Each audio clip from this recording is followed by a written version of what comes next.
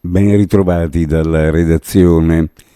La sala operativa dei Vigili del Fuoco del Comando di Trieste ha ricevuto ieri una segnalazione per un principio di incendio vegetazione nei pressi di via di Montedoro nel comune di San Rolligo.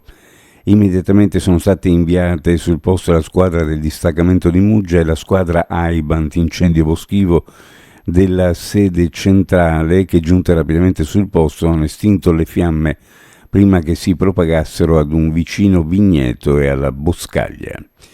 Il livello di saturazione a Muggia è tale che il sindaco Paolo Polidori ha chiesto, tenuto dalla prefettura, uno specifico comitato per l'ordine e la sicurezza in programma mercoledì 31 luglio. Si parla di episodi che quotidianamente vedono la zona della stazione degli autobus di Muggia e le tratte da e per Molo T e Acquario trasformarsi in un teatro dove vanno in scena risse, schiamazzi e chi più ne ha più ne metta. Dall'inizio della stagione balneare, complice la chiusura delle scuole, la polizia locale della cittadina rivierasca ha identificato oltre 200 minorenni, contestando numerose violazioni del regolamento comunale.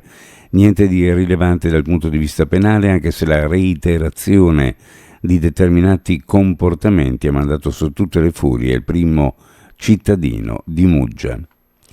Con soddisfazione e orgoglio la Regione Friuli Venezia Giulia patrocinerà la partita Italia-Israele, come avviene regolarmente per eventi internazionali di questa rilevanza. La decisione già annunciata è ora concretizzata, dando risposta positiva alla richiesta della Federazione Italiana Giuoco Calcio, ed è stata assunta con la convinzione che nello sport non debba esserci spazio per alcun tipo di discriminazione.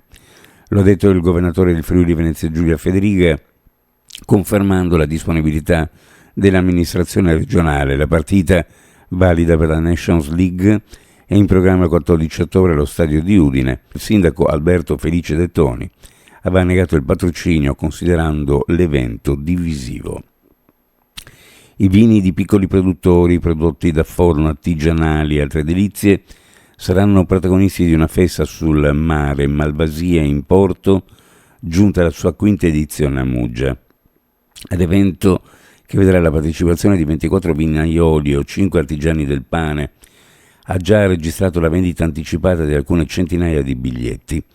La manifestazione si terrà venerdì 2 agosto alle 18.30 alle 22.30 presso Porto San Rocco a Muggia.